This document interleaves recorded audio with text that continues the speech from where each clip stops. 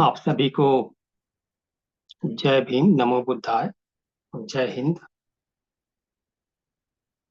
आप लोगों को आज हमें पता है कि आज बाबा साहब का पुण्यतिथि है और इस अवसर पर हम यहाँ पर उपस्थित हैं। हम लोग बाबा साहब के जो गुण हैं, बाबा साहब की जो यादें हैं, उसे हम यहाँ पे याद करेंगे। और उनका जो 69 वर्ष हो गए, तो 69वां जो पुण्यतिथि है, जिसको कि महापरिनिर्वाण दिवस के रूप में इसको हम लोग इसका संबोधन करते हैं। आप देखेंगे कि ये जो शब्द है महापरिनिर्वाण, वो लगभग लगभग सभी जगह इस्टेब्लिश हो चुका है। मतलब कि आप महाराष्ट्र गवर्नमेंट या फिर भारत सरकार की जो संस्थान है, वो सभी लोग महापरिनिर्वाण शब्द का यूज करते हैं और उसका उपयोग करते हैं। तो हम उस पर भी चर्चा करेंगे कि महापरिनिर्वाण शब्द का क्या अर्थ होता है और बाबा साहब के लिए लोग इस शब्द को क्यों इस्तेमाल करते हैं, क्यों यूज करते हैं इसका, इसके बारे में।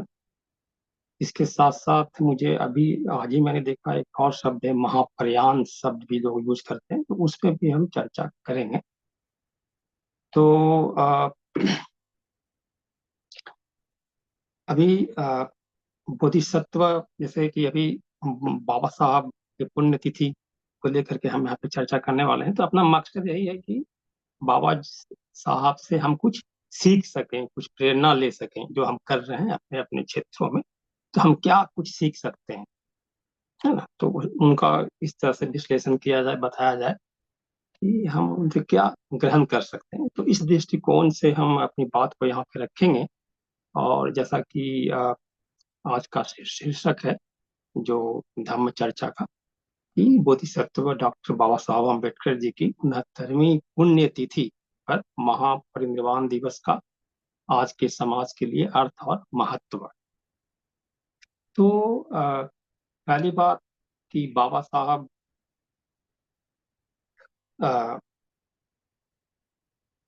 जो व्यक्तित्व हैं, जो बाबा साहब जो व्यक्ति हैं, मतलब इतने महान व्यक्ति हैं कि उनके लिए देखिए कि कितने प्रकार के विशेषण जो है लोग यूज कर रहे हैं, इस्तेमाल कर रहे हैं। कोई महामानव बोल रहे हैं, कोई बोल रहे हैं कि, है ना, विश्व भूषण।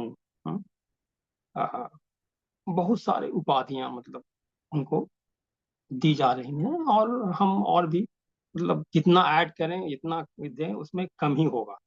तो यही खासियत होती है कि कोई भी जब महान व्यक्ति होते हैं, तो उनके बहुत सारे विशेषण शब्द हम इस्तेमाल करते हैं उनकी विशेषता को बताने के लिए। जैसे बुद्ध के बहुत सारे विशेषण शब्द है, तथागत है, भगवान है ना, बहुत सारे शब्द है।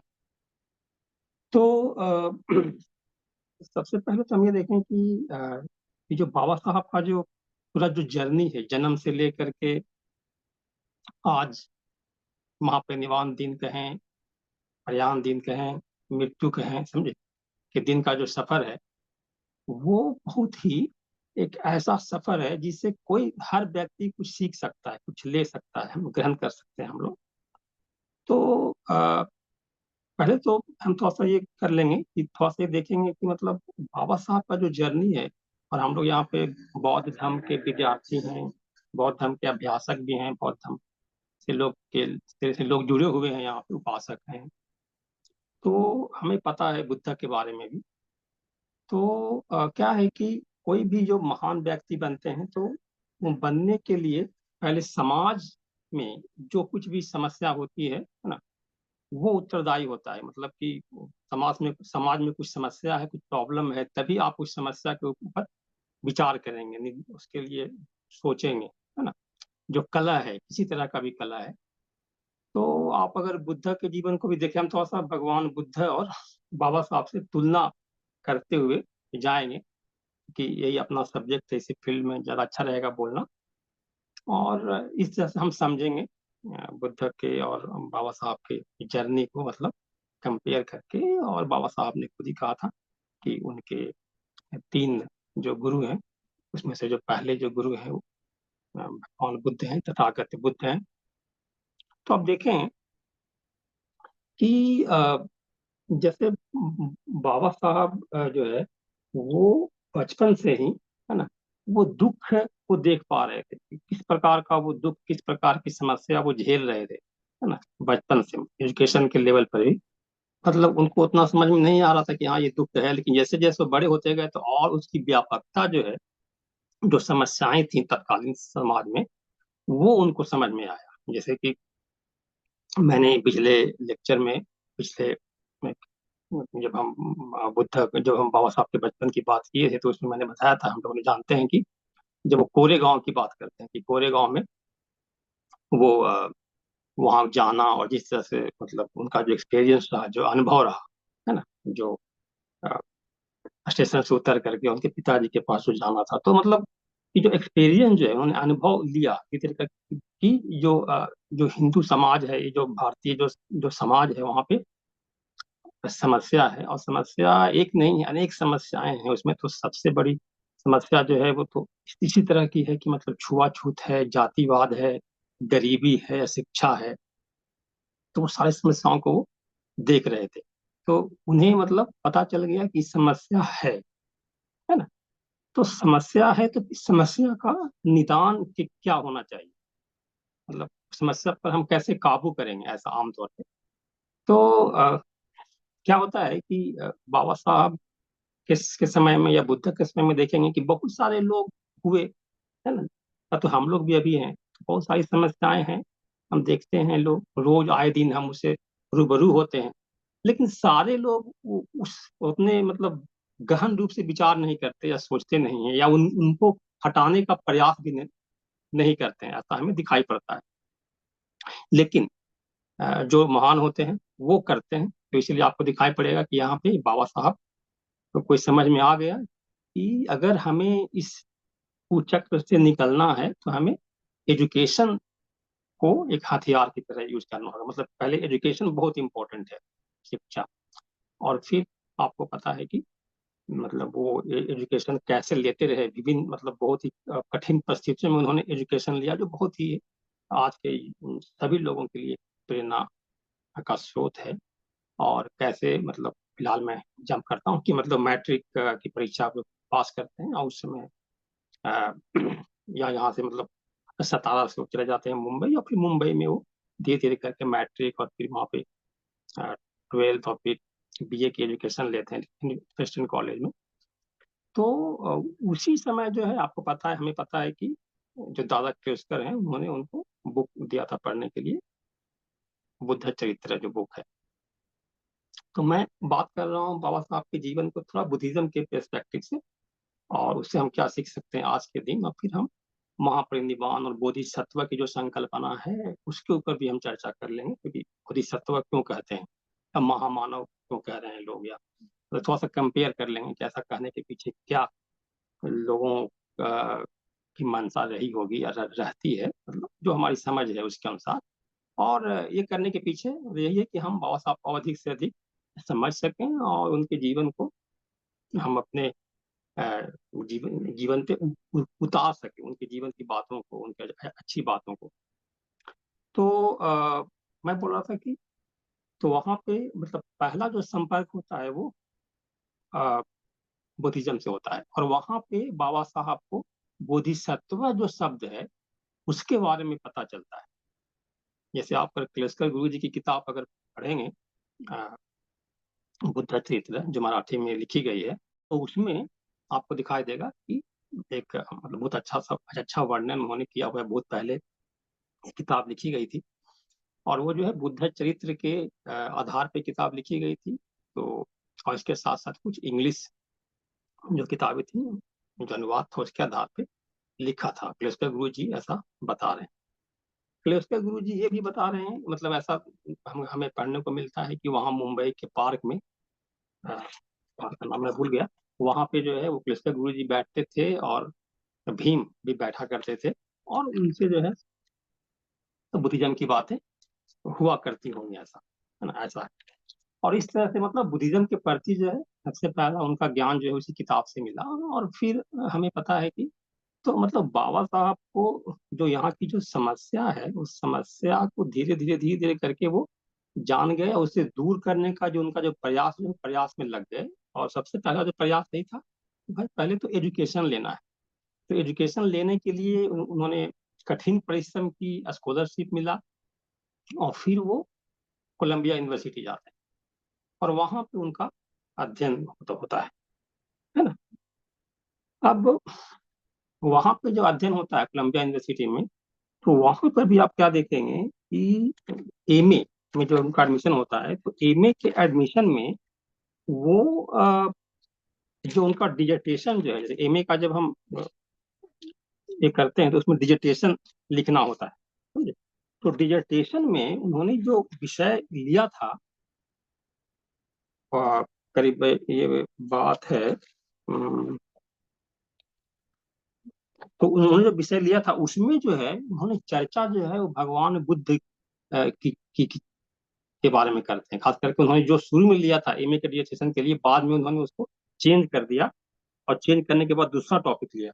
लेकिन जो पहले टॉपिक में उन्होंने जो लिया था उसमें वो बता रहे हैं कि एंशियंट कॉमर्स के बारे में बात कर रहे हैं, एंशियंट जो कॉमर्स सिस्टम था उसके बारे में, और उस संदर्भ में वो बता रहे हैं कि मतलब भारत में जो है वो कैसे व्यापार जो है बुद्ध के समय में हुआ करता था, है ना। और वो जातक की कथाओं का वहाँ पे वर्णन करते हैं। तो इस तरह से मतलब बाबा साहब का गहन अध्ययन जो है वो बुद्धिज्म के बारे में, फिर उसकर गुरु जी के मिलने के बाद और उनकी किताब के पढ़ने के बाद, और फिर उनकी जब चर्चा होती थी तो उसके बाद वो मुंबई में ही कुछ किताबें उन्होंने पढ़ी होंगी, इसका तो रेफरेंस हमें नहीं मिलता है। लेकिन वहां पे जाकर के मतलब अपने थीसिस में ये लिखना, तो इसका मतलब उनका अध्ययन रहा होगा। और फिर वहां से वो फिर वो वापस आते हैं इंडिया, है ना। तो मतलब क्या हुआ कि अगर हम देख रहे थे कि जैसे बुद्धा का जो जर्नी देख रहे थे कि बुद्धा ने भी अ, दुख को रियलाइज किया कि दुख है, और उसे दूर करने के लिए वो महाअभिनिष्क्रमण करते हैं, गृह त्याग करते हैं। और उस समय उस जमाने में ये था कि गृह त्याग करने का मतलब है कि आपको अध्ययन, मतलब आपको बाहर निकल करके, और जो परंपराएं हैं, दो प्रकार की परंपराएं थी, समन परंपरा और ब्राह्मण परंपरा, वो आपको चूज करना है। उन्होंने समन परंपरा को अपनाया, तो मतलब वो सत्य की खोज के लिए ये जरूरी था कि वो करें। अगर ब्राह्मण परंपरा को अपनाते तो शायद वो बाहर नहीं जाते, वहीं पे वो रह करके अध्ययन अध्यापन करते जो भी। तो यहाँ पे बाबा साहब भी मतलब जाते हैं वहाँ यूएसए में, और वहाँ पे जाकर के अध्ययन करते हैं, और अध्ययन करके फिर वो वापस आते हैं। यानी कि जो बाबा साहब का जो एनलाइटमेंट का जो प्लेस है और जो दौर है, वो हम कह सकते हैं कि अमेरिका ही है। वहां पे जाकर के वो एक शिक्षित व्यक्ति बनता है, उसके बाद फिर से वो इंग्लैंड जाते हैं। तो मतलब उस जमाने में सबसे शिक्षित व्यक्ति कोई था तो उसमें से एक डॉक्टर बाबा साहब अम्बेडकर थे, है ना। तो मतलब एनलाइटेंड बीइंग जिसको बोलते हैं, मतलब उस सेंस में कह सकते हैं आप। और और मतलब बल्कि हम बुद्धिज्म के फ्रेमवर्क में भी कह सकते हैं, क्योंकि सिर्फ वो मतलब डिग्री उन्होंने नहीं ले लिया कि मतलब पीएचडी कर लिया, एमए कर लिया। तो बहुत सारे लोग पीएचडी और एमए किए होते हैं, लेकिन वो क्या दिखाई देता है कि फिर वो वापस आ करके, फिर वो पहले तो जो शर्तें जो थी कि भाई, है ना, सया जी के लिए उनको काम करना था, तो काम करने के लिए वो आए। लेकिन आते आते उन्होंने सामाजिक जो मूवमेंट है, सामाजिक जो आंदोलन है, वो शुरू कर दिया, लोगों के काम करना शुरू कर दिया। तो ये जो बात है ये दिखाई देता है कि आप प्रज्ञावान हैं, है ना, आप एनलाइटेंड बीइंग हैं, कि आप अपने अ, सिर्फ दुख के लिए या अपने विकास के लिए काम नहीं कर रहे हैं, बल्कि जो बाकी के जो लोग हैं, मतलब बहुजन हिताय और बहुजन सुखाय की जो संकल्पना है वो वहां पे उजागर होती है। उन्होंने वो शुरुआत कर दी। और मैंने पिछले बार कहा था, पिछले क्लास में, पिछले सेकेंड में, कि मतलब वो अगर चाहते तो फिर वो बहुत अच्छी जॉब वगैरह पा सकते थे बाहर के देशों में, लेकिन उन्होंने ऐसा नहीं किया, है ना। लोगों के लिए वो काम करना शुरू शुरू किया। तो ये बात हम यहाँ पे रेखांकित कर रहे थे। अब है कि वहां से मतलब अमेरिका से आने के बाद जो उनका जो जर्नी जो है यहाँ यहाँ पे इंडिया में, तो आप देखेंगे कि इसको आप तीन भाग में हम लोग बांट सकते हैं, मतलब ऐसे समझने के लिए। तो एक तो भाग यह है कि उनका जो सामाजिक है ना, जो चळवळ है, सामाजिक जो आंदोलन है, उसमें सक्रिय हो जाना, और खास करके जो मानव अधिकार की जो बात है ना, पाने के लिए जो संघर्ष है ना, चाहे तो चौदार का आंदोलन हो, महाड़ का आंदोलन हो, तो वो करते हुए दिखलाई पड़ते हैं। और ये करते करते मतलब बहुत सारी और गतिविधियों में वो भाग लेते हैं। तो मतलब एक कहें कि एक सामाजिक बदलाव में वो लग जाते हैं, और बहुत माध्यमों से लगते हैं। मतलब व्यक्तिगत तौर पे है ना, वो कहीं कैबिनेट ज्वाइन किया तो उसमें वो मंत्री बने, तो उसके हिसाब से वो काम कर रहे हैं। लेकिन उसके अलावा व्यक्तिगत रूप से करते करते जो सामाजिक रूप से जो कुछ भी हो सकता था, वो करते हुए दिखाई दे रहे हैं। और इसी प्रकार देखें कि बाबा साहब ने कितने प्रकार के संस्थाएं खोली, कितने प्रकार के जो ये मतलब जो अखबार है, अखबार चलाया, मुक नायक, बहसीत भारत, के बाद में वो नाम चेंज करके प्रबुद्ध भारत। तो ये सारा संघर्ष उनका साथ साथ चलता रहा। तो एक ये दौर है, मतलब कि जो मूल जो समस्या जो थी भारत में, उसको उन्होंने पहचान लिया कि मूल समस्या क्या है। मूल समस्या जो है वो था कि मतलब अनटचबिलिटी थी, जाति प्रथा थी, गरीबी था, समझे, भेदभाव था। ये सारों को दूर कैसे किया जा सकता है, इन समस्याओं का समाधान कैसे कर सकते हैं, और उसके लिए वो लग जाते हैं। और इसी क्रम में आपको दिखाई देगा कि उनका बुद्धिज्म के साथ उनका संपर्क जो है वो बना हुआ है। मतलब मैंने जैसे कहा कि वो युवावस्था से ही उनका संपर्क बन गया, मैट्रिक से ही। और उसके बाद वहां से आने के बाद जब वो संघर्ष की शुरुआत जो हम कर रहे थे, जो संघर्ष करते हैं यहाँ पे, सामाजिक संघर्ष जब शुरुआत होता है, तो फिर वो 1935 में उनका ये घोषणा कि मैं धर्मांतर करूंगा। तो मैं जो धर्मांतर करूंगा, ये भी बहुत ही महत्वपूर्ण एक स्टेप है। मतलब कि उन्होंने मतलब ये देखा कि मैं जो कर रहा हूँ, जिस तरीके से कर रहा हूँ, है ना, वो उसमें थोड़ा बदलाव लाना पड़ेगा, है ना। और उसके लिए उन्होंने वो जो मंदिर प्रवेश का जो मूवमेंट था, है ना, उसको उन्होंने उस पर उन्होंने विराम दिया थोड़ा, और उन्होंने कहा कि मैं धर्मांतर करूंगा। और उसके बाद फिर अब आपको दिखाई देगा कि बाबा साहब का जो धीरे धीरे करके बुद्धिज्म के प्रति मतलब और झुकाव बढ़ता गया। और जैसे ही 1935 में उन्होंने ये घोषणा कर दी कि मैं धर्मांतरण करूंगा, तो बहुत बहुत हंगामा हो गया पूरे भारत में। और काफी लोगों ने, कुछ लोगों ने निंदा की, कुछ लोगों ने कहा ऐसा करना सही नहीं है, वगैरह वगैरह। और इसी क्रम में हम देखते हैं कि कुछ लोग जो है वो उनसे सब अप्रोच होने लगे, उनसे मिलने लगे कि आप ये धर्म स्वीकार कीजिए, है ना। कोई कह रहा है कि इस्लाम स्वीकार कीजिए, कोई कह रहा है कि नीति स्वीकार कीजिए। लेकिन आपको ये चीज देखना पड़ेगा कि बाबा साहब ने जो भी फैसला लिया, वो भारत के हित में लिया, भारतीय संस्कृति के हित में लिया फैसला। और ये भी जो है उनका मतलब जो प्रज्ञा प्रज्ञा जो है, हम्म, प्रज्ञा को इंगित करता है कि मतलब वो कोई भी विचार जो है वो किसी मतलब बहुत ही सोच विचार करके उन्होंने फैसले लिए, धर्मांतर के जो फैसले लिए। तो शुरू में हमें मिलता है कि 1935 से पहले ही उन्होंने बोला कि मैं इस्लाम स्वीकार करने नहीं जा रहा हूँ, इस्लाम स्वीकार नहीं करूंगा, और जो भी करूंगा वो भारतीय संस्कृति से जुड़ा होगा। तो इस तरह से आपको दिखाई देगा कि मतलब दो जो धर्म है, बौद्ध मतलब इस्लाम और क्रिश्चियनिटी, भरसक उन्होंने अपने भाषणों में बहुत सारे ऐसे एग्जाम्पल जो है वो क्रिश्चियन धर्म से देते हैं। मतलब खास करके जो एक उपासक के रूप में, एक लेख के रूप में जिस तरह से वो काम करते हैं, जिस तरह से वो समाज में इंगेज हैं, उसको लेकर के। लेकिन ये बात साफ तौर पे दिखलाई पड़ती है कि 35 के बाद जो है ना, धीरे धीरे उनका मतलब ये दो धर्मों के प्रति उनका झुकाव नहीं रहा था। और फिर थोड़ा मतलब 1935 1936 में देखेंगे कि उन्होंने एक आयोग बैठाया, बोला कि जाओ जाकर के देखिए सिख धर्म कैसा है। उसके लिए लोग गए देखने के लिए, सिख धर्म के अध्ययन करने के लिए। तो फिर सिख धर्म को भी उन्होंने देखा, तो मतलब ये तो सिख धर्म और बौद्ध धर्म, ये दो धर्म मतलब दिखलाई पड़ता है। लेकिन मतलब अब चूंकि लोग अप्रोच कर रहे हैं, लोग उनके पास आ रहे हैं कि भाई हम हमारे पास आइए, है ना, ज्यादा अच्छा मौका है वगैरह, तो ठीक है। लेकिन हमें शुरू से ही क्या दिखाई देता है कि मतलब सिख धर्म का बहुत ज्यादा हमें उदाहरण नहीं मिलता है उनके भाषणों में या उनके लेखनों में कि वो एग्जाम्पल दे रहे हो गुरु नानक जी का, या है बहुत कम है मतलब बौद्ध धर्म की तुलना में। तो इसलिए मैं ये बोल रहा था कि साफ तौर पे फिर मतलब आगे के भाषणों में ये साफ लग जाता है कि बाबा साहब प्रभावित हैं मतलब बौद्ध धर्म से, और बौद्ध धर्म का ही दीक्षा वो लेने वाले हैं।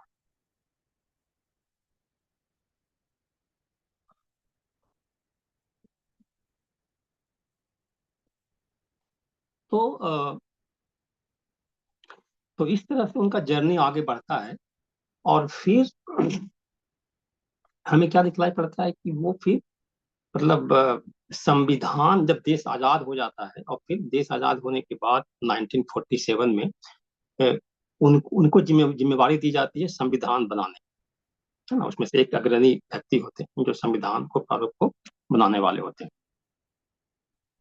और उसके बाद उनका पूरा जो फोकस जो है वो 1947 के बाद वो पूरा संविधान बनाने के ऊपर है। मतलब उसके लिए बहुत अध्ययन है, जिस तरह से वर्णन किया हुआ है कि बहुत देर रात तक आते थे, लगातार उसमें लगे रहते थे, क्योंकि आपको पता है कि संविधान बनाने में कितनी बड़ी मेहनत करनी पड़ी। और बाकी के जो लोग थे, उनके जो और जो सदस्य थे, वो किसी न किसी कारणवश में उपस्थित नहीं थे। तो इसके वजह से बाबा साहब पर ही ज्यादा मतलब लोड आया था। बाबा साहब ने ही अधिक से अधिकतम काम बाबा साहब ने किया हुआ है। तो और फिर बाबा साहब संविधान को प्रस्तुत करते हैं, तो ये सबसे महत्वपूर्ण घटना है मतलब हमारे लिए, भारत के लिए, भारतवर्ष के लिए, कि बाबा साहब जैसे व्यक्ति को, है ना, संविधान बनाने का मौका मिलता है।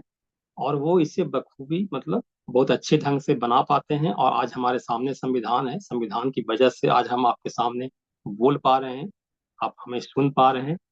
नहीं तो कभी भी मतलब अभी शायद बैन हो जाता है, कुछ भी हो सकता है मतलब।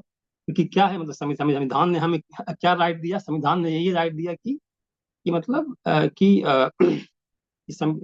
1947 से पहले, है ना, जो सामाजिक न्याय की जो संकल्पना है, सामाजिक न्याय की संकल्पना बहुत इम्पोर्टेंट नहीं था। मतलब बहुत सारे ऐसे राज्य थे, बहुत सारे राजा थे, छोटे छोटे राज्यों में बटा हुआ था। तो मतलब कोई ऐसे राइट नहीं था कि हमारा ये ह्यूमन राइट है, हमारा ये कर्तव्य है, हमें ये शिक्षा, हमें शिक्षा का अधिकार हमको मिलना चाहिए। तो सामाजिक न्याय की जो संकल्पना है संविधान में बाबा साहब ने दिया कि भाई कोई भी समाज या कोई भी व्यक्ति अगर पिछड़ा है ना, एजुकेशन के मामले में अगर पीछे है, उसके पास और कुछ किस चीज का सुविधा है, तो वो कर्तव्य है बाकी लोगों का कि उसको आगे बढ़ने में उसका मदद किया जाए। तो ये जो संकल्पना है वो सारे संविधान में बातें है की हुई। तो इसीलिए सबसे जो बड़ा जो कंट्रीब्यूशन है, जो हम बाबा साहब को यहाँ पे हम याद कर रहे हैं, कि बाबा साहब के चलते ही जो है संविधान भारत का बना, और संविधान के वो प्रणेता हैं। और संविधान की वजह से हमें जो है इतने सारे राइट्स मिले हुए हैं। तो एक तो संविधान बनाना, और संविधान के अंदर जो जो बातें हैं, चाहे वो मूल अधिकार की बात हो या मूल कर्तव्य की बात हो, है ना, या तो धार्मिक सहिष्णुता की बात हो, या फिर स्त्रियों के अधिकार की बात हो।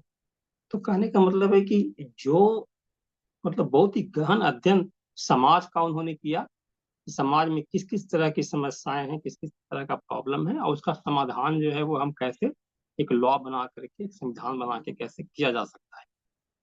और उन्होंने भरसक किया। और मतलब आप देखें कि आज जो है, आज समकालीन भारत में आज सब लोग संविधान की बात कर रहे हैं कि हमें संविधान बचाना है, संविधान बहुत ही महत्वपूर्ण है। और वही एक एक ऐसा शक्ति है जो सबके लिए है, सारे जो भी मतलब गरीब से गरीब व्यक्ति, हाशिए पे गया हुआ व्यक्ति है ना, वो अगर है तो उसको आस है कि नहीं मतलब हमें न्याय मिल पाएगा, वरना फिर जिसकी लाठी उसकी भैंस वाली हो जाती।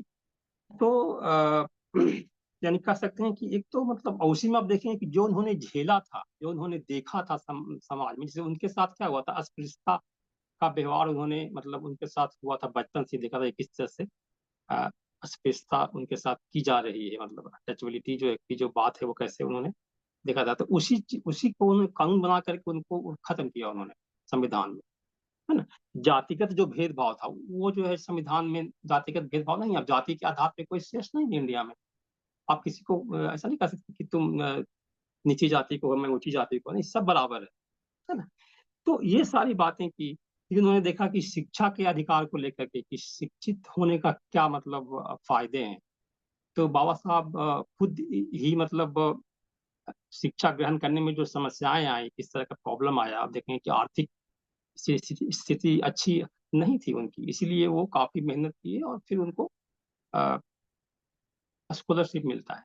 बहुत इंटरेस्टिंग बात है कि स्कॉलरशिप जब मिलता है तो जो महाराज से सया जी, उन्होंने पूछा था, सवाल किया था कि आप क्या करोगे, मतलब पढ़ करके क्या करना चाहते हो, क्यों स्कॉलरशिप देना चाहते हो। तो उन्होंने कहा था कि मैं लोगों के लिए काम करूंगा, जो समाज में जो प्रॉब्लम है उसका समाधान करूंगा।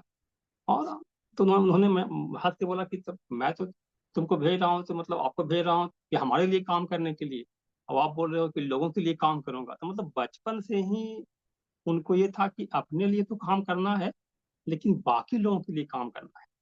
तो ये जो अंतर्दृष्टि जो थी ना, वो कैसे होती है कि जब आप किसी चीज का अनुभूति ले लेते हैं, समझ जाते हैं, तो आपको इच्छा होती है मन से कि हम इसको हटाएं, इसको पूरा करें। जब तक उसको आप समझेंगे नहीं, तब तक आप उसको आगे नहीं जाएंगे, आगे नहीं बढ़ेंगे। तो बाबा साहब ने उस चीज को रियलाइज कर लिया था कि मतलब ये चीज, ये समस्या है, इसको कैसे हम दूर कर सकते हैं, दूर करना बहुत जरूरी है, क्योंकि वो देख रहे हैं। तो तो मतलब शिक्षा के तौर पे देखिए कि मतलब बाबा साहब संविधान बनाते हैं तो वहां पे एजुकेशन मतलब की बात होती है कि एजुकेशन जो है सबके लिए राइट है। आज एजुकेशन के लिए है ना इतनी सारी बातें होती रहती हैं, तो सब बाबा साहब का ही देन है, संविधान का देन है। और संविधान बनने से पहले ही जब बाबा साहब भारत में आए, तो उन्होंने मतलब शिक्षा के लेकर के शेड्यूल कास्ट के लोगों के लिए उन्होंने हॉस्टल्स वगैरह खोले, आपको पता है। तो मतलब व्यक्तिगत रूप से भी काम करते रहना है और सामाजिक रूप से भी काम करना है। तो ये हमें सीखना चाहिए बाबा साहब से कि मतलब हम अपने व्यक्तिगत स्तर पे ही काम करते रहें और फिर एक समूह बना करके, एक संघ बना करके भी काम करते रहें। और फिर वहां से आने के बाद ही उन्होंने वो नारा दिया था कि आपको एजुकेट होना है ना, शिक्षित बनो। ठीक है, और उसके बाद शिक्षित बनने के बाद फिर क्या कहा था उन्होंने कि एजुकेट हो, मतलब एजुकेशन लो, शिक्षित बनो, और उसके बाद फिर संगठित हो, है ना, यूनाइट, और उसके बाद फिर संघर्ष करो। तो ये जो मंत्र है बाबा साहब का, आप देखते हैं कि जैसे अमेरिका से आने के बाद उन्होंने मंत्र दिया था, जब उन्होंने सामाजिक आंदोलन की जब शुरुआत की थी कि शिक्षित बनो, है ना, संगठित हो और संघर्ष करो। तो ये बात भी बहुत ही महत्वपूर्ण है हमारे लिए। और इसको आप बहुत ही मतलब कई तरीके से देख सकते हैं। शिक्षित होने का मतलब क्या है, संगठित होने का मतलब क्या है, संघर्ष करने का मतलब क्या है। इसका मतलब सिर्फ ये नहीं है कि सिर्फ आप मतलब एक बड़ा मूवमेंट होगा उसका हम इंतजार करते रहेंगे, है ना, बल्कि वो व्यक्तिगत तौर पर भी इसको आप देख सकते हैं। एजुकेशन लेना बहुत जरूरी है, तो वो तो सब कुछ समझ में आ रहा है कि एजुकेशन लेना है, एजुकेशन ना, शिक्षित बनना है। तो शिक्षित बनेंगे तभी आप समझ पाएंगे कि क्या हो रहा है। आज भी जो घटित हो रहा है, जिस तरह से मतलब हमारी सरकार, है ना, हमारे विपक्ष की पार्टियां जिस प्रकार से बात करती हैं चुनाव में या कहीं भी जैसे बातें होती हैं, तो उसमें क्या होता है, होता कुछ और है, लोग दिखाते कुछ और है। तो जब तक आपका अध्ययन नहीं रहेगा तो आप समझ नहीं पाएंगे कि कहाँ पे क्या चल रहा है। दूसरों के मतलब चक्कर में हम नहीं फंस पाएंगे। तो एजुकेशन लेना बहुत जरूरी। जब तक हम एजुकेट ही नहीं होंगे तो फिर हम गलत सही का जानकारी कैसे मिलेगी। और उसके बाद क्या है कि संगठित होना, है ना, संगठन बनाना।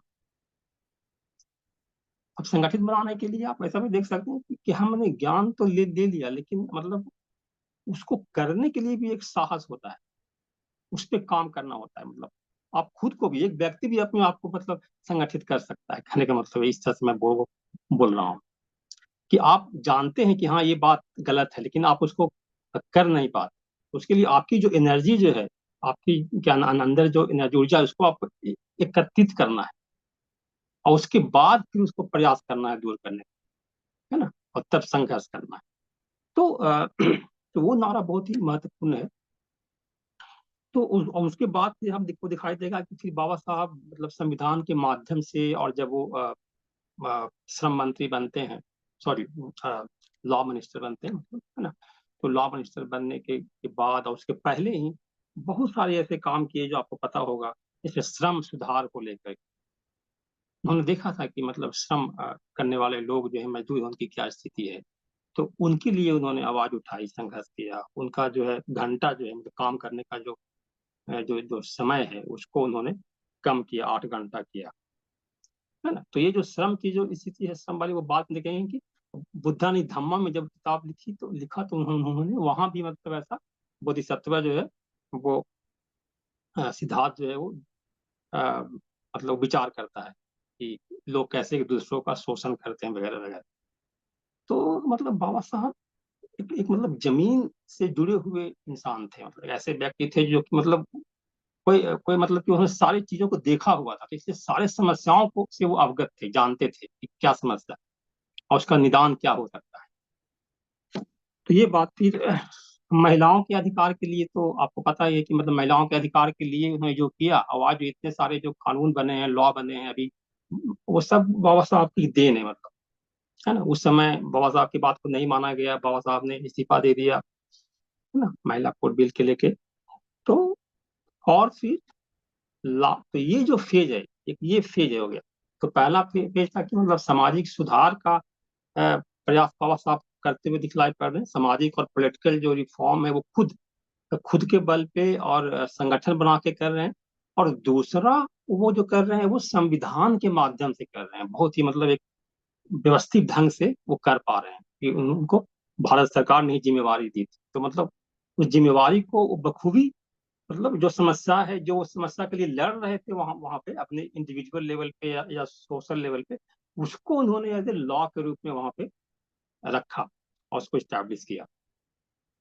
और फिर इसी क्रम में फिर तो तीसरा जो महत्वपूर्ण जो फेज है उनका है कि फिर जैसे ही 1970 मतलब 1947 में उनको काम सौंपा गया, 1950 में उन्होंने सौंपा। तो 1950 के बाद हमें क्या दिखाई देता है कि बाबा साहब जो है वो ज्यादा मतलब सक्रिय हो जाते हैं, खास करके बौद्ध धर्म के क्षेत्र में। बहुत सारे ऐसे भाषण देना, बहुत सारे लेख लिखना, है ना, यहाँ वहाँ कॉन्फ्रेंस में जाना, 1950 के बाद हमें दिखाई पड़ता है। और इस प्रकार से मतलब फिर पूरी कहानी है कि मतलब कि बाबा साहब संविधान दे दिया, समझे, लेकिन फिर भी उन्होंने घोषणा की थी कि हम धम्म जो है वो धर्मांतर करूंगा। लेकिन ऐसा नहीं कि धर्मांतर करूंगा मतलब, तो उन्होंने घोषणा दे दी थी, इसीलिए उनको जो है मजबूरी में बौद्ध धर्म स्वीकार करना पड़ा, ऐसा नहीं है। मतलब अगर उनको जरा भी लगता कि हाँ अभी धर्म स्वीकार करने की जरूरत नहीं है, बिना धर्म के भी रह सकते हैं, तो फिर वो बोलते कि कोई जरूरत नहीं है धर्म स्वीकार करने की। लेकिन वो शुरू से इस बात को देख लिया था बचपन से ही कि मतलब जो संस्कार जो होते हैं आपके, जो हमारे और आपके जीवन पे जो संस्कार पड़ता है, एक व्यापार, एक मतलब पारिवारिक संस्कार पड़ता है, समाज का संस्कार पड़ता है, वो संस्कार कैसे आते हैं, वो धर्म के साथ, धर्म के साथ जुड़ा हुआ है। जैसा धर्म रहेगा उस प्रकार के आपको संस्कार पड़ेंगे। तो उसको उन्होंने बहुत ही गहन अध्ययन किया। और फिर वहां पे उन्होंने यही देखा कि जो दुख है, जो समस्याएं हैं तात्कालिक समाज में, उसका समाधान कोई भी धर्म कर सकती है क्या, कोई भी रिलीजन कर सकता है क्या, है ना। पहले तो उन्होंने बहुत गहन अध्ययन किया हिंदुइज्म का, और देख लिया कि हिंदुइज्म में तो संभव नहीं है ना, इसलिए बाबा साहब बहुत ही क्रिटिक करते हैं हिंदुइज्म का। मतलब और बहुत ही मतलब जो खास करके हिंदू धर्म जो अभी जो हमारे भारत में अधिकतर लोग जो है मतलब जो मेजोरिटी है वो हिंदू धर्म का ही है, हिंदू धर्म के मानने वाले लोग हैं। तो बाबा साहब का जो किताबें हैं हिंदू धर्म के बारे में वो पढ़ना चाहिए। वो बहुत इंपॉर्टेंट है अगर हम सुधार करना चाहते हैं, हिंदू धर्म में अगर बदलाव लाना चाहते हैं। क्योंकि बाबा साहब हिंदू धर्म की आलोचना सिर्फ ऐसे द्वेष बस नहीं कर रहे थे कि उनका द्वेष था हिंदू धर्म से। मान लिया जैसे कि आप देखेंगे कि 1936 का जो उनका भाषण है, जाति का उच्छेद, अनिहिलेशन ऑफ कास्ट, जो मतलब जात, जात, जाति पातोड़क मंडल ने उनको बुलाया था भाषण देने के लिए, और बाद में फिर वो भाषण वहां पे नहीं दिए, लेकिन बाद में उन्होंने अपना लेख जो है वो प्रकाशित किया था। और फिर आपको पता है कि आज से 6-7 साल पहले है ना, अरुंधति राय जो लेखिका है ना, उसको फिर से उन्होंने उसको हाईलाइट करने की कोशिश की थी। तो मतलब बाबा साहब का जो किताब है एनिहिलेशन ऑफ कास्ट, आज बाबा साहब का महापरिनिर्वाण दिवस है। तो हम जब बाबा साहब की बात करते हैं तो बाबा साहब जो है वो सारे भारत के हैं, है ना, सभी धर्मों के हैं। मतलब बाबा साहब ने कोई भेदभाव नहीं रखा। बाबा साहब ने बौद्ध धर्म अपनाया, बौद्ध धर्म को अच्छा कैसे, मतलब ये नहीं कहा कि हाँ सारे अलग धर्म जो है वो अच्छे नहीं है, ऐसा नहीं है। तो इसलिए मतलब मैं कह रहा हूँ कि जो उनकी जो रचनाएं हैं, जो उनकी किताबें हैं, उसे हमें अध्ययन करना चाहिए। और सबसे कोई अगर बेस्ट किताब है, खास करके मतलब जो यहाँ के जो मेजोरिटी जो है, जो कम्युनिटी जो है, उसके लिए, तो वो है आपको एनिहिलेशन ऑफ कास्ट।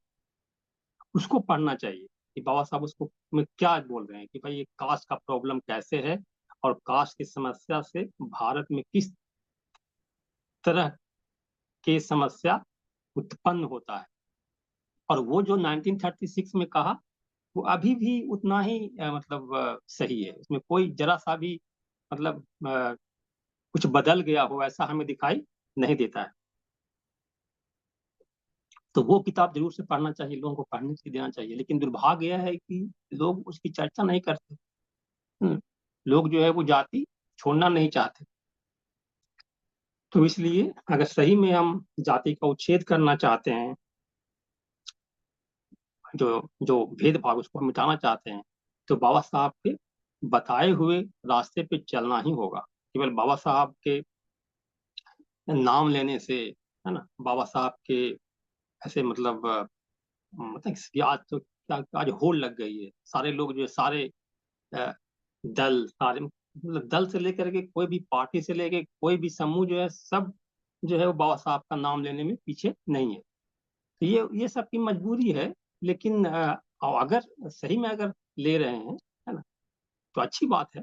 लेकिन लेना सिर्फ काम नहीं है, बल्कि उन्होंने जो सुझाए हुए हैं उसे हमें पालन करना है। तो वो बात मैं कहना चाह रहा था। तो मैं कह रहा था कि तो मैं बात कर रहा था कि हम बाबा साहब से क्या सीख रहे हैं, और एक जो जर्नी जो है बाबा साहब का, उसकी मैं चर्चा कर रहा था कि बाबा साहब किस प्रकार से मतलब सोशल रिफॉर्म, व्यक्तिगत जो डेवलपमेंट है उसकी भी बात, और उसके साथ साथ कॉन्स्टिट्यूशन बना करके जो समस्याएं हैं उसका पूरी तरह से उसका खात्मा, उसका एक पूरा अ, मतलब एनिहिलेशन उसको कहिए, चाहे वो जैसे कि अभी जो है छुआछूत जो है वो अभी अपराध है, ऐसा आप कर नहीं सकते। तो ये काम किया, और इसके साथ साथ उन्होंने धर्म की बात की। और ये धर्म बहुत इंपॉर्टेंट है। मैं सिर्फ बौद्ध धर्म की बात मैं कर रहा था कि बौद्ध धर्म के क्रम में मैंने बताया कि कैसे उन्होंने हिंदू धर्म का गहन अध्ययन किया, और हिंदू धर्म के गहन अध्ययन करने के बाद उन्होंने जो अपने जो किताबें लिखी हैं, तो ना, चाहे वो एनिमेशन ऑफ कास्ट हो, चाहे चाहे चाहे तो डिटेल्स ऑफ हिंदुइज्म हो, ये सारी किताबें जो है वो हिंदू धर्म के लोगों के लिए बहुत ही महत्वपूर्ण है उसको पढ़ना, और उसमें जो बाबा साहब ने बताया हुआ है उसके ऊपर काम करना, तब जाके अच्छा होगा। तो कहने का मतलब यह है कि धर्म जो है, आज देखिए, आज हमारी जो तत्कालिक जो स्थिति है समकालीन जो भारत में, कि धर्म के नाम पे बहुत कुछ हो रहा है ना।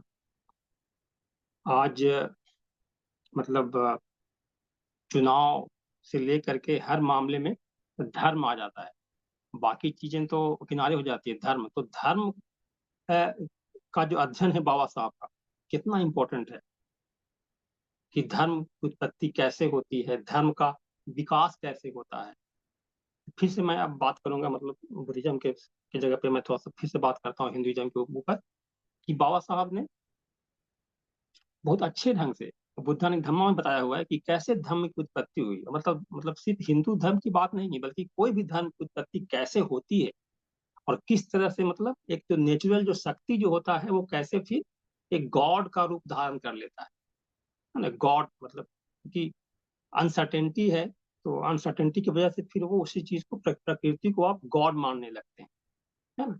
तो ये सब चीज बातें में कहा हुआ है, और ये बातें जैसी भारत में नहीं है, बल्कि अन्य देशों में जहां जाएंगे वहां पे आपको गॉड की संकल्पना है, धर्म की संकल्पना है। केवल भारत में प्रॉब्लम क्या हो गया कि यहाँ पे एक जाति, है ना, एक जाति की उत्पत्ति हो गई। बाकी जगह रेस वगैरह है, लेकिन दूसरे रूप में यहाँ पे एक विशेष प्रकार से एक जाति आ गई, और एक विशेष लोगों ने, है ना, अपने आप को सुपीरियर घोषित कर दिया, और बाकी लोगों को वो पीछे रह गए हर एक दृष्टि से। तो ये समस्या रह गई, और कहीं ना कहीं बाबा साहब ने इस चीज चर्चा की हुई है बार बार, जैसे कि क्रांति यानी प्रतिक्रांति सब ग्रंथों में, कि किस तरह से जो है, मतलब जो वर्ण व्यवस्था है ना, आप कहें कि वर्ण व्यवस्था है, वर्णों का अलग अलग काम वगैरह था, लेकिन कैसे वो वर्ण व्यवस्था वर्ण नहीं रहा, बल्कि मतलब एक वर्ण का मतलब एक काम करने वाला व्यक्ति, फिर उसका बेटा जो है वो, है ना, वो भी जो है वो वही अ, हो जाता है। बाबा साहब क्रांति यानी प्रतिक्रांति में क्या बोल रहे हैं कि ब्राह्मण का बेटा, अगर अगर ब्राह्मण के गुण अगर नहीं रहे तो वो शूद्र भी हो सकता है, समझे। क्षत्रिय का ब्राह्मण हो सकता है, ऐसा कहते हैं कि शुरू शुरू में इस तरह की व्यवस्था थी, लेकिन बाद में फिर इसको लोगों ने मतलब खत्म कर दिया। तो बहुत ही गहन अध्ययन है, तो वो बात हमें देखना पड़ेगा। तो अभी जो है, अभी का जो स्वरूप है समकालीन भारत में, जो जाति व्यवस्था है वो भी मतलब कितना, मतलब ये विशाल रूप लिए हुए है। बहुत सारी जो समस्याएं, अभी देखिए अभी बात क्या चल रही है कि जाति जनगणना होगी, है ना। तो जाति जनगणना की जो बात चल रही है, तो फिर जाति जनगणना की क्यों बात चल रही है, कहीं ना कहीं जाति सेंटर में है ही, मतलब। तो आप कहते रहे कि जाति नहीं है, समस्या नहीं है, लेकिन वो तो है, तभी तो बात हो रही है। तो इसलिए ये बात मैं कह रहा था, इतना मैं बात करता कि बाबा साहब के जो धर्म का जो स्टडी है, उससे अन्य धर्म के जो लोग हैं अभी भारत में, जो हम लोग 6-7 धर्म के लोग हैं यहाँ पे, हिंदू धर्म, इस्लाम, क्रिश्चियनिटी, है ना, सिख, ईसाई, ये सारे लोग जो है बहुत कुछ सीख सकते हैं बाबा साहब का जो विश्लेषण है धर्म का। वो मेरा कहना था। दूसरा, बौद्ध धर्म की ओर आते हैं, तो बौद्ध धर्म के लिए उन्होंने यही कहा कि भाई आइडियल रिलीजन जो है वो, अगर अगर कोई अगर धर्म है आधुनिक जगत में, तो वो अ, उसके लिए एक शर्त रखी कि भाई ये मतलब आदर्श धर्म के शर्त हैं, और उस शर्त के अनुसार उन्होंने बौद्ध धर्म को ठीक माना। और उसमें भी वो पूरी तरह से, मतलब उनको लगा कि बौद्ध धर्म तो है, लेकिन उसमें भी उन्होंने मतलब जैसा कहा कि बहुत सारी किताबें हैं, बहुत सारे पंथ है, इसीलिए उन्होंने किताब लिखी थी बुद्धा नहीं धम्मा। उसके बाद उन्होंने बहुत ही गहन अध्ययन किया कि बौद्ध धर्म के पतन का क्या कारण है, भारत में बौद्ध धर्म का पतन क्यों हो गया, समझे? तो इसलिए वो बौद्ध धर्म को किसी सेक्ट के नजरिए से नहीं देख रहे थे, कि थेरावादी दृष्टिकोण से, कि हाँ ये थेरावादी दृष्टिकोण से बाबा साहब देख रहे थे। मतलब बाबा साहब का जो राइटिंग है उसको आप देखेंगे, जैसे मान लिया बुद्धा नहीं धम्मा जो हम अध्ययन कर रहे हैं, तो उसमें वो जो सोर्सेस ले रहे हैं वो सिर्फ मतलब नॉन सेक्टेरियन अप्रोच है उनका, कि जहाँ पे जो अच्छा है उसको वो ले रहे हैं, कोई वो सेक्ट से चिपके हुए नहीं है, कोई संप्रदाय से वो अपने आप को ये रखे हुए नहीं है, समझे। तो मैं कह रहा था कि जो बौद्ध धर्म की मैं बात कर रहा था, कि बौद्ध धर्म को उन्होंने जो अपनाया, तो उसमें उन्होंने अ, जो किताबें लिखी बुद्धा ने धम्मा, और उसके साथ साथ मैं बोल रहा था कि उनकी चिंता यही थी कि मैं तो बौद्ध धर्म कबूल, मतलब एक्सेप्ट कर लूंगा, है ना, मतलब मैं बोल रहा हूँ 56 से पहले, लेकिन बाद में क्या होगा, मतलब बाद में फिर वो ऐसा ना हो कि हमारे जो अनुयायी हैं वो फिर दूसरे धर्म में चले जाएं, क्योंकि उन्होंने गहन गहन अध्ययन किया था। तो इसीलिए उन्होंने जो परंपरा में जो कुछ बातें हैं, है ना, वो वैसी, मतलब वो अलग से कुछ प्रावधान किए। और जैसे कि आपको पता है कि 22 प्रतिज्ञाएं उन्होंने ऐड की, है ना। 22 प्रतिज्ञाएं आपको आमतौर पे, मतलब जिस जिस तरह से बाबा साहब ने कहा हुआ है वैसे आपको अन्य बौद्ध देशों में दिखलाई नहीं पड़ेगा। वो है, कभी हम चर्चा करेंगे इसके ऊपर, लेकिन साफ तौर पे ऐसे नहीं है। तो उन्होंने उसको ऐड किया। फिर आपको क्या दिखाई देगा कि बाबा साहब ने क्या किया कि खुद तो वो दीक्षित जो हुए, वो परम पूजनीय, है ना, अ, भंते चंद्रमणि जी से उन्होंने दीक्षा ली। लेकिन बाद में जो दीक्षा जो दिया लोगों को, उन्होंने खुद दिया।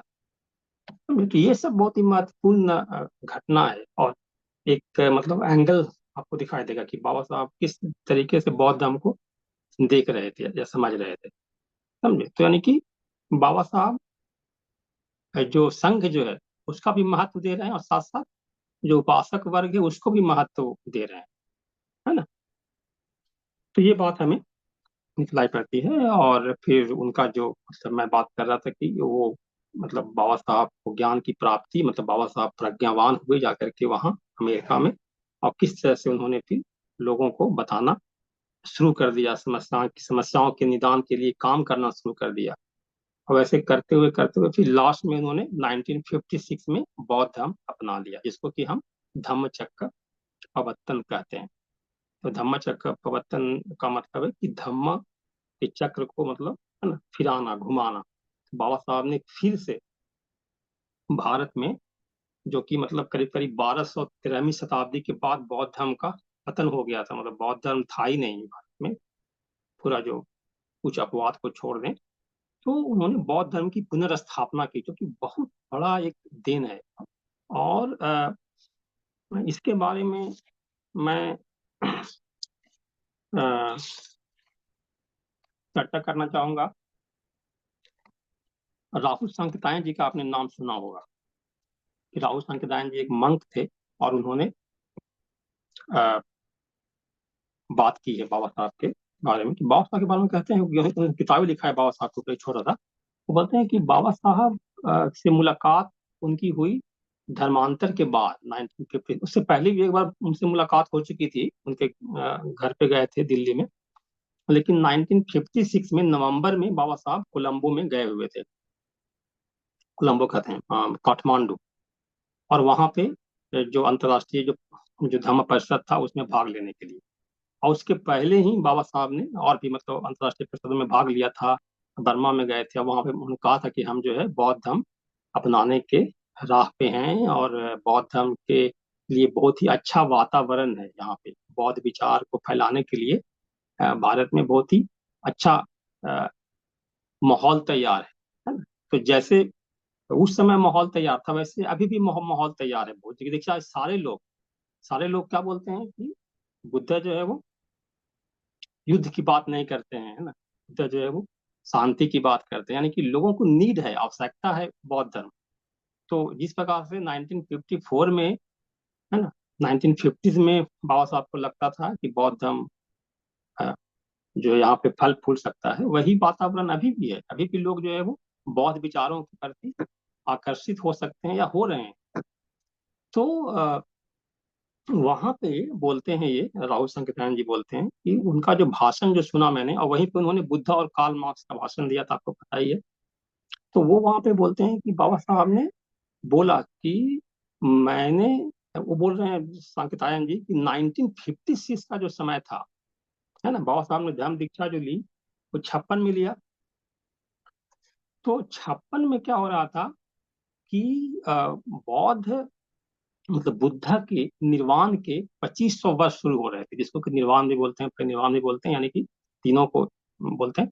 तो निर्वाण का जो है, वहां पे निर्वाण का 2500 वर्ष पूरा हो रहा था, और इसके उपलक्ष्य में भारत सरकार जो थी 1956 में बहुत सारी गतिविधियां चला रही थी कि मतलब ऐसे संस्था बनाना, कॉन्फ्रेंस बनाना, और कि अभी जस्ट देश आजादी हुआ था 1947 में, तो विदेश नीति जो जो स्थापित करनी थी बौद्ध देशों से, चाहे वो श्रीलंका हो, जो भी थेरावादी कंट्री हो, महायाना कंट्री हो, तो उसको लेकर के एक बहुत ही अच्छा रणनीति बना 1956 में। और बाबा साहब भी मतलब ये बात को जानते थे कि 56 जो है बहुत ही महत्वपूर्ण ईयर है, और इसीलिए वो 1956 में अपना धर्मांतरण का निश्चय करते हैं। और बाबा साहब ने जो धर्मांतरण जब किया, तो आपको पता है कि मतलब 5 लाख लोगों के साथ, लोग कहते हैं कि 7 लाख बाद में मुंबई के महापरिनिर्वाण के बाद, तो मुंबई में भी लोगों ने दीक्षा ली, तो मतलब 5 से 7 लाख लोग जो है वो दीक्षित हुए। तो मतलब करीब करीब वो बाबा साहब बोल रहे हैं कि वो बोल रहे हैं, साहू सांकृत्याय हैं कि मतलब 1956 में बाबा साहब के जो समुदाय जो है यहाँ महाराष्ट्र में दीक्षित तो हुए, लेकिन वो बोल रहे हैं कि मैंने खुद अपनी आंखों से देखा कि आगरा जैसे शहर में बहुत सारे लोगों ने दीक्षा ली, और शहरों में, और लगभग लगभग मतलब 500,000 लोग जो है वो बौद्ध धर्म स्वीकार कर लिया, है ना। और फिर बाबा साहब खुद ही वहां बोलते हैं कि अगर मैं 2 साल अगर और मैं रह गया, कि बाबा साहब की तबीयत ठीक नहीं थी लास्ट में जब 56 में गए थे, तो मैं बहुत करोड़ों की संख्या में लोग बौद्ध धर्म अपना लेंगे। तो इस प्रकार से उन्होंने बहुत ही अच्छे ढंग से बात कही हुई है कि बाबा साहब ने किस ढंग से मतलब बौद्ध धर्म का पुनरुत्थान किया। और सबसे जो महत्वपूर्ण बात यह थी कि 1956 में जब देश आजाद हुआ, बाबा साहब से पहले जो बुद्धिजीवी लोग थे, पढ़े लिखे हुए लोग थे, ऐसा बात नहीं है, पहले भी रिसर्जेंस हो रहा था भारत में, बौद्ध धर्म का पुनरुत्थान हो रहा था, व्यक्तिगत तौर पे हो रहा था, कुछ सोशल तौर पर भी हो रहा था, सामाजिक तौर पर भी कुछ मूवमेंट थी साउथ इंडिया वगैरह की, लेकिन उसकी गति बहुत धीमी थी। बाबा साहब के चलते बहुत उसमें व्यापकता, बहुत गति आ गई, उसमें बहुत सारी संख्या में लोग आ गए। तो लोग क्या कहते थे, है ना, कि जैसे मान लिया कोई बौद्ध धर्म का अध्ययन कर रहा है, तो अध्ययन करने के बाद बहुत सारी बातें मिलती हैं, जानकारी मिलती हैं। हाँ, अब चीनी यात्री यहाँ पे आता है, फायान आता है, सिंह आते हैं, सब लोग बताते हैं कि भारत में कैसे बौद्ध धर्म था, कहाँ कहाँ पे क्या था, लेकिन लोग कहते थे और गहरी सांस लेके बोलते थे कि क्या कभी बौद्ध धर्म हमें भारत में दिखाई पड़ेगा, समाज में कभी बौद्ध धर्म दिखाई पड़ेगा, है?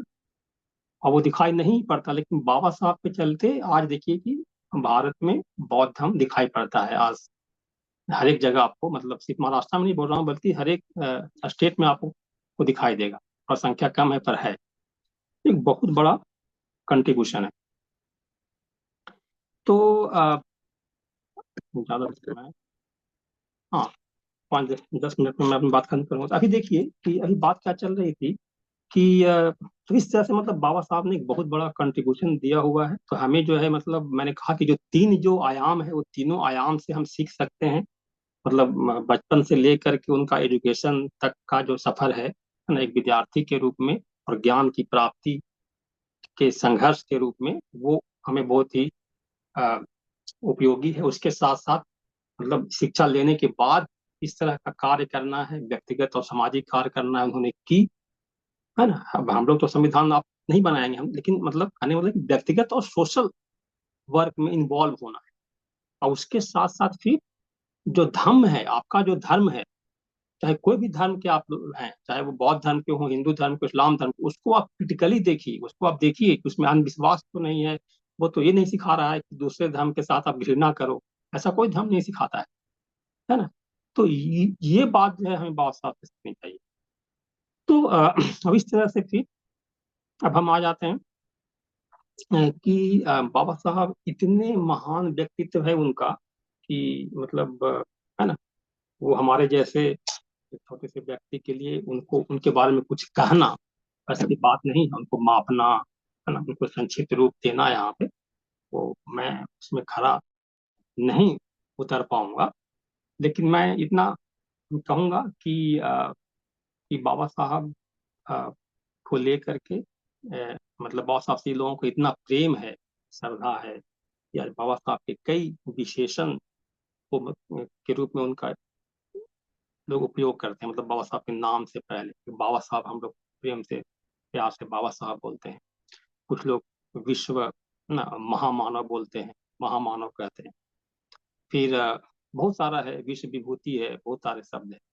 लेकिन जो आप इस शब्दों को देखेंगे, मैं जब देखता हूँ एक पाली अध्यापक के तौर पे, तो मैं तो देखता हूँ कि भाई बाबा साहब लास्ट में बौद्ध धर्म स्वीकार किया, तो बौद्ध दृष्टिकोण से मैं देखता हूँ, है ना। बाबा साहब का आज का दिन जो है वो पुण्यतिथि है, तो आज का दिन जो उनका जो संस्कार विधि जो हुआ था वो भी बौद्ध तरीके से ही हुआ था। तो उस दृष्टिकोण से मुझे लगता है कि लोग को अभी भी जो है बोधिसत्व की जो संकल्पना है वो समझ में नहीं आई है, क्योंकि बोधिसत्व मेरे समझ से मतलब कि बोधिसत्व से अच्छा शब्द और कुछ हो ही नहीं सकता बाबा साहब के लिए, बोधिसत्व डॉक्टर बाबा साहब अम्बेडकर। अब बोधिसत्व की जब बात करते हैं तो दो प्रकार के बोधिसत्व मतलब आप देखेंगे, जैसे आप आएंगे अगर बुद्धिज्म थेरावादा में, तो क्या दिखाई देगा आपको कि बोधिसत्व सिर्फ बुद्धा के लिए यूज हुआ है। बुद्ध जो है ज्ञान प्राप्ति करने से पहले, है ना, वो बोधिसत्व हैं। बाकी जो उनके शिष्य हैं, अरहत हैं, बहुत सारे, है ना, जो कि अरहत को प्राप्त हुए शिष्य हैं, सारी पुत्र सब सारे, उनके लिए बोधिसत्व शब्द यूज नहीं हुआ है। तो यहाँ पे बोधिसत्व की जो हम बोधिसत्व की उपाधि कब दी गई, तो ऐसा लोगों का कहना है, मैंने पढ़ा भी कि जब वो नेपाल में गए थे, काठमांडू में, तो बौद्ध धर्म के धर्मांतर के बाद गए थे 1956 में, है ना, 14 अक्टूबर के बाद वहां पे नवंबर में गए थे। तो उन्होंने बहुत बड़ा एक काम किया था, एक ऐतिहासिक कार्य, जो कि आपको इसके पहले अशोक का याद आता है। सम्राट अशोक के समय में बहुत लोगों ने दीक्षा लिया था, और दूसरा फिर भगवान बुद्ध के समय में, भगवान बुद्ध के समय में दिखा दिया कि बहुत सारे लोगों ने बौद्ध धर्म स्वीकार किया था। तो ये बहुत बड़ी उनका एक देन है बाबा साहब का। तो वहां पे बोधिसत्व शब्द जो है वो गया था बाबा साहब के लिए, ठीक है। तो बोधिसत्व कौन होता है, आपको पता है कि बोधिसत्व जो होता है वो बोधि की प्राप्ति में लगा हुआ व्यक्ति होता है, खास करके मतलब बोधिसत्व की ये संकल्पना है। ये जो है थेरावादा की संकल्पना है। ये जो महायान की संकल्पना है वो भी वैसे ही है कि बुद्ध जो वहां पे जो जो आदर्श है वो बुद्धत्व की प्राप्ति है। यहाँ का आदर्श क्या है, अरहत की प्राप्ति। तो महायान परंपरा का अनुसार ये है कि बोधिसत्व जो है वो जानबूझ करके अपना मुक्ति नहीं चाहता है, वो लोगों को मुक्त करता है ना। अपना भी मतलब धीरे धीरे करके वो पुण्य का संचय करता है, और वो बुद्धत्व प्राप्ति के लिए करता है, वो बुद्ध होना चाहता है। तो इसलिए वो पारमिताओं का पालन करता है। 6 पारमिताएं वहां पे आता है, यहाँ पे 10 पारमिताएं आती हैं पाली परंपरा में। तो इस तरह से वो, और वो बुद्ध जो बोधिसत्व जो है, बहुत सारे बोधिसत्व है महायान में, वो बहुत ही मतलब प्रज्ञावान है। उसके बाद वो करुणामय है, जैसे कि आप लोग कितेश्वर देखेंगे, है ना, तो आप लोग कितेश्वर जो है, बहुत ही करुणा है उनके पास। कहीं भी कुछ भी होता है, दुख होता है, वहां पहुंच जाते हैं हेल्प करने के लिए। तो वो मतलब एक मैनिफेस्टेशन देखिए आप, उस तरह से उसको लोगों ने प्रस्तुत किया हुआ है। मंजूश्री जो है वो प्रज्ञा से के लेकर के जाने जाते हैं। तो यानी कि, और फिर आप देखेंगे कि जो बोधिसत्व जो जो होते हैं महायान परंपरा में, वो ऐसे प्रतिज्ञा करते हैं। शॉर्ट में प्रतिज्ञा, बहुत सारे ग्रंथों में ऐसा दिया हुआ है कि सभी प्राणी सुखी रहें, सुखी हों, इसके लिए हम काम करेंगे, दुखों से मुक्त हों, सभी प्राणी बुद्धत्व को प्राप्त कर ले, उसके लिए मतलब हमें काम करना है। तो मतलब बहुत जगह पे बहुत तरीके से मिलता है महायान परंपरा में। फिर हम आएंगे थेरावादी में। महायान में क्या बोलते हैं कि असंख्य प्राणियों को मुक्त करने की प्रतिज्ञा, कि हम जो असंख्य जो प्राणी है, मतलब एक नहीं अनेक संख्या, जिसको कि आप गिन नहीं सकते, सभी को मैं मुक्त करूंगा, है ना। तो अब बाबा साहब को देखिए कि बाबा साहब बोधिसत्व के रूप में यहाँ पे वो यही कर रहे हैं कि वो सभी को मुक्त कर रहे हैं, भारत के लोगों को, विश्व के लोगों को, जो भी मतलब जो उनका अनुभव था, अनुभव के आधार पे उन्होंने जो शेयर किया लोगों के साथ, संविधान के माध्यम से, बौद्ध धर्म के माध्यम से, लोगों को मुक्त ही कर रहे हैं। असीम क्लेशों को समाप्त करूंगा, मतलब सभी प्रकार के दुखों को समाप्त करूंगा, सभी शिक्षाओं को अभ्यास करूंगा, सभी प्रकार की जो शिक्षा है। बाबा साहब से ज्यादा शिक्षा अध्ययन करने वाला कौन है, चाहे वो बौद्ध धर्म का अध्ययन हो, चाहे वो इकोनॉमिक्स का हो, चाहे लॉ का है, सभी प्रकार की शिक्षा कर रहे हैं। शिक्षा क्यों ले रहे हैं, एजुकेशन क्यों ले रहे हैं, क्योंकि दुखों से लोगों को मुक्त करना है। और फिर लास्ट का क्या है कि सर्वोच्च बुद्धत्व प्राप्ति करने का, कि हम जो है मतलब अरहत नहीं बनेंगे, बुद्धत्व ही प्राप्ति करेंगे। तो ये महायान का परंपरा है, महायान में ऐसा बोलते हैं। और बोधिसत्व की प्रतिज्ञा जो होती है, जो करुणा और प्रज्ञा का संतुलन होता है। प्रज्ञा होता है और करुणा होता है। यही बात आपको थेरावादा में भी है कि अरहत होता है, वहाँ पे भी करुणा होता है, प्रज्ञा होता है। तो और बोधिसत्व प्रतिज्ञा का अभ्यास कैसे करता है? तो वो जो है प्रतिदिन ध्यान करता है, प्रार्थना करता है। ध्यान किस लिए, प्रार्थना किस लिए? कि आप जो चाहते हैं अपने विकास के लिए और दूसरों के करने के लिए, वो आप याद करें प्रार्थना के माध्यम से और ध्यान के माध्यम से रिफ्लेक्ट करें, और तब जो है आप उसको कर पाएंगे, आगे कर पाएंगे। जीवन में करुणा रखें, परोपकार रखें, अहिंसा रखें और त्रिरत्न पे श्रद्धा रखें। तो ये जो है आपको महायान परंपरा है, महायान परंपरा के हिसाब से। तो आपको, जैसे मैं कहता हूँ, जो बोधिसत्व जो यहाँ पे कहा गया है बाबा साहब को, तो हमारे दृष्टिकोण से वो ज्यादा फिट जो है वो महायान की परंपरा से लगता है। तो थेरावादा की भी हो सकता है, लेकिन वो अपने अपने पे, मैं इसलिए कह रहा हूँ कि मतलब वहाँ पे बाबा साहब जो जो काम किया है पूरे जीवन में, बहुत बड़ा कार्य किया हुआ है। तो इसीलिए बोधिसत्व की जो संकल्पना है महायान में, वो जो बोधिसत्व जो होते हैं वो मतलब पूरे सक्षम है, जब चाहे तब बुद्धत्व की प्राप्ति वो कर सकते हैं, लेकिन वो करना नहीं चाहते, वो लोगों के कल्याण के लिए लगे हुए रहते हैं। तो वैसे बहुत सारे बोधिसत्व हैं, है ना। बोधिसत्व जो है, जैसे मैं भी बोधिसत्व हो सकता हूँ, आप भी बोधिसत्व हो सकते हैं महायान परंपरा के अनुसार, अगर आप अगर बुद्धत्व प्राप्ति करना चाहते हैं। लेकिन हमारे बोधिसत्व का जो स्तर है और जो बाबा साहब का जो स्तर है वो अलग है, मतलब बहुत ही हायर लेवल का है। तो उस दृष्टिकोण से भी आपको एक मतलब बौद्ध उपासक, बौद्ध विद्यार्थी, बौद्ध प्राध्यापक जो भी है, मतलब भिक्षुगण, विष्णुगण, तो हमें जो है बौद्ध धर्म का अभ्यास करना चाहिए और सभी परंपराओं को देखना चाहिए। अगर आप थेरावादी परंपरा से आएंगे तो बोधिसत्व क्या करता है? 10 पारमिताओं का पालन करता है। 10 पारमिताओं में आपको पहला पारमिता क्या है? दान पारमिता। दान पारमिता मतलब उदारता एवं परोपकार का गुण होना चाहिए। बाबा साहब में आप विचार कीजिए कि बाबा साहब में दान पारमिता था कि नहीं, उन्होंने दान पारमिता का अभ्यास अपने जीवन में किया कि नहीं किया, उदारता और परोपकार का गुण उनमें था कि नहीं। दूसरा, सील। बाबा साहब में सील का पालन करते थे, सदाचार का पालन करते थे। बाबा साहब से मतलब सीलवान व्यक्ति आपको दिखाई नहीं देगा, मतलब बहुत सारे लोग बहुत विद्वान होते हैं, लेकिन सील के माध्यम में देखेंगे कि सील के बारे में कुछ लोगों को कुछ समस्याएं होती हैं, तो बाबा साहब पे कभी भी कुछ इसको लेकर के कोई बात लोग नहीं करते हैं, ना, शील संपन्न व्यक्ति थे। तीसरा जो है वो खंती जिसको बोलते हैं, धैर्य एवं सहनशीलता। धैर्य रखना बाबा साहब को आता था, सहनशीलता बाबा साहब जानते थे। आप देख लीजिए पूरा जो, आप उसको कहीं ना कहीं रिलोकेट कर सकते हैं कि बाबा साहब के कौन सा जो घटना है, कौन सा जो संघर्ष है, वहां पे आप धैर्य और संघर्षशीलता दिखाई पड़ता है। वीर्य जो है, वीर्य का मतलब होता है कि प्रयास करना, कठिन प्रयास करना किसी चीज को करने के लिए, है ना। आप मतलब ये एफर्ट करना, लगातार प्रयास करते रहना, कठिन परिश्रम करते रहना निरंतर रूप से। कि ध्यान, ध्यान है, ध्यान का मतलब है कि एकाग्रता। बाबा साहब ध्यान, लोग कहते हैं बाबा साहब ध्यान करते भी थे, ऐसा मतलब ऐसा भी हमें एविडेंस है कि बाबा साहब ध्यान भी करते थे। लेकिन सबसे जो अच्छा जो उनका एक जो है उदाहरण है वो उनका अध्ययन। अध्ययन जो है वो इतना मतलब एकाग्र से करते थे, उनका जीवन की शैली जो थी वो इस तरह से थी, वहां पे शील का पालन हो रहा था। जब शील का पालन हो रहा था तो ध्यान अपने आप बन रहा था, इसीलिए वो घंटों, जब लोग सोते थे तो वो पढ़ते थे, है ना। तो ये बात आ गई। इसके बाद फिर प्रज्ञा, प्रज्ञा का अभ्यास करता है। जी बोधिसत्व जो है वो प्रज्ञावान होता है। प्रज्ञा का मतलब है कि विजडम, है ना। प्रज्ञा मतलब सत्य, सत्य को समझना कि दुख है, दुख का कारण क्या है, दुख का निदान क्या है, बाबा साहब ने यही किया। उसके बाद सत्य, सत्य बोलना, मतलब सत्यवादिता रहना, उसके प्रति निष्ठा रखना, सत्य के प्रति। और उसके बाद आठवां क्या है? अधिष्ठान है। अधिष्ठान जिसको बोलते हैं मतलब डिटर्मिनेशन, तो मतलब दृढ़ निश्चय करना कि हम ये करके रहेंगे। ये तो बाबा साहब की बचपन की ही ऐसी देन थी, मतलब बचपन से ही वो बहुत ही मतलब दृढ़ निश्चय कर लेते थे, करते थे। फिर मैत्री। बाबा साहब ने मैत्री, मतलब देखिए बाबा साहब ने सिर्फ अपने लिए काम नहीं किया, सारे लोगों के लिए काम किया। आपने देखा कि श्रम, श्रम में कोई जाति और धर्म की बात नहीं है, महिला में कोई धर्म और जाति की बात नहीं है, सारे लोगों के लिए वो मैत्री रखते थे।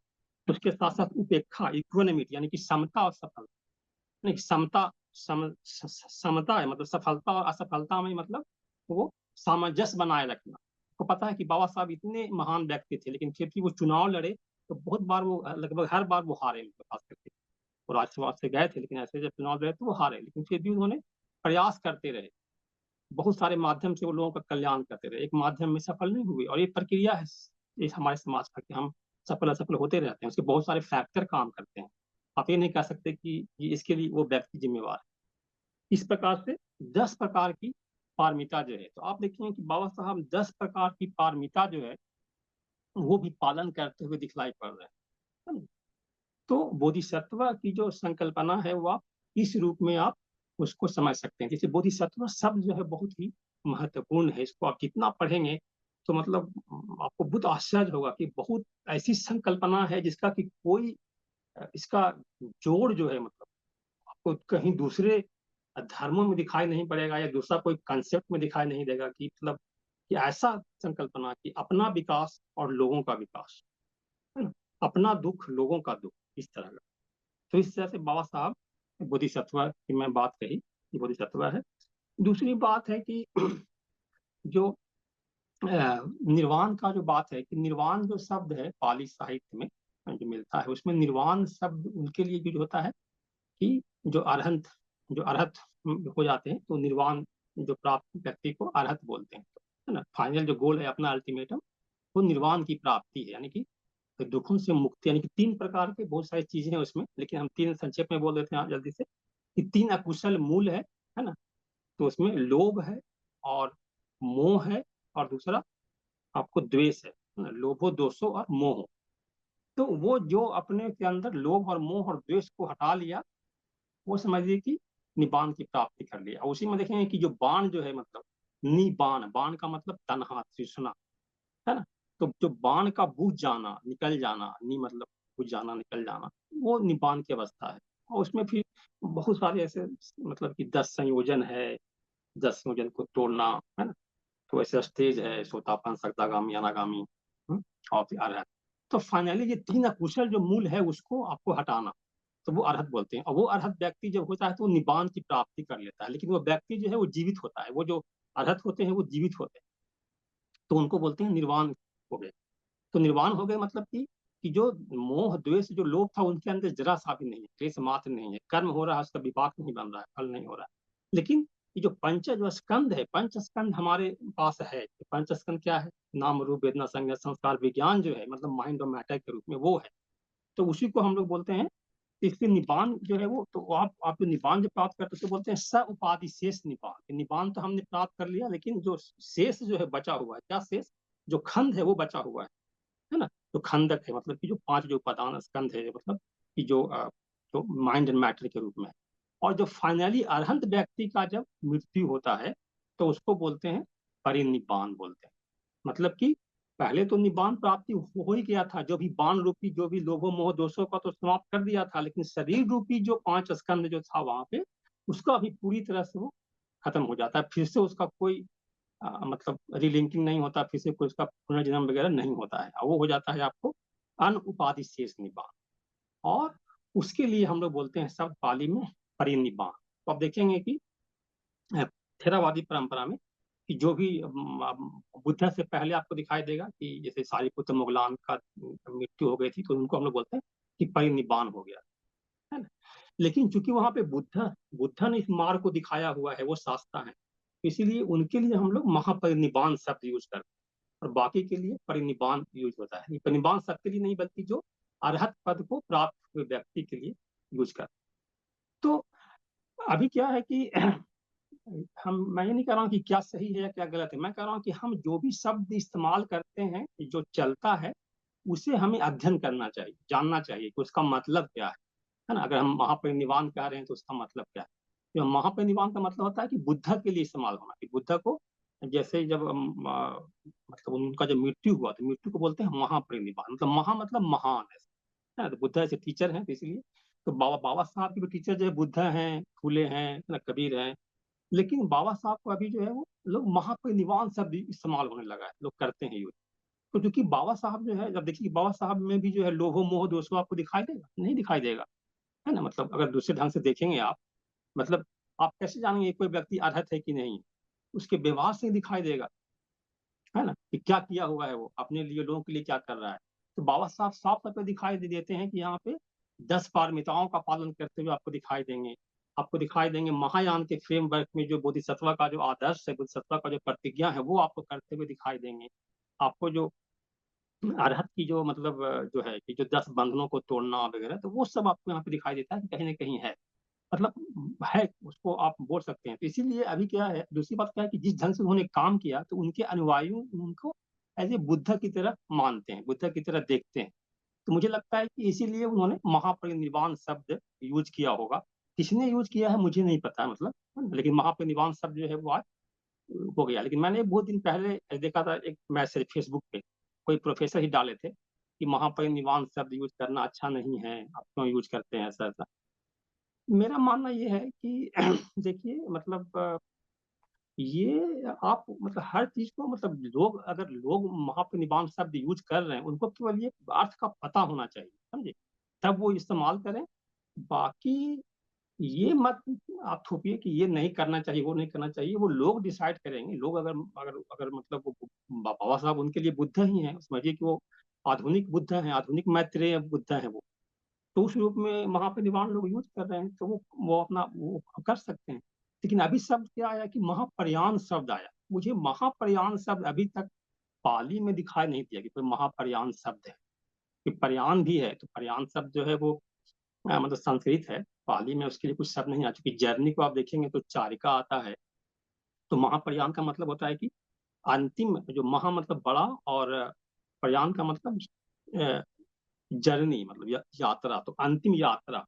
तो आपको दिखाई देगा कि अभी भी जैसे अब दिल्ली जाएँगे तो बहुत सारे ऐसे जो नेतागण जिनकी मृत्यु हुई है, तो ऐसे महाप्रयाण घाट ऐसे लिखा हुआ रहता है। तो मैंने देखा कि बहुत सारे जो मतलब मैं अभी देख रहा था आज के फेसबुक पर भी और यहाँ भी देखा मतलब शायद प्रयति में भी देखा कि महाप्रयाण शब्द लोग यूज़ कर रहे हैं। तो ठीक है मतलब मुझे उसमें कुछ कहना नहीं, मुझे कहना है कि जो भी आप करें उससे अर्थ को मतलब समझ के करें और ये भी देखें कि हम जो यूज़ कर रहे हैं, इस्तेमाल कर रहे हैं, उसका संदर्भ जो है बौद्ध साहित्य में है कि नहीं? उसके हिसाब से हमें इसका अर्थ लेना चाहिए और करना चाहिए। तो मैं यहीं पे अपनी बात समाप्त करता हूँ और एक बार फिर से मैं बोधिसत्व डॉक्टर बाबा साहब अम्बेडकर जी को नमन करता हूँ कि वो मतलब यहाँ पे हमारे भारत में मतलब इस इतने सारे लोगों को दुःख से मुक्त किया और वो हम हमारे सबके लिए प्रेरणा स्रोत है और हम उनसे जितना सीखें वो उतना कम है मतलब जितना अधिक से अधिक हमें बोधिसत्व डॉक्टर बाबा साहब अम्बेडकर के आदर्शों को पालन करना चाहिए और इसीलिए हम यहाँ पे धम्म चर्चा कर रहे हैं। आशा है हम आज से और अभी से अपने काम में लग जाएँगे। नमो बुद्धाय, जय भीम।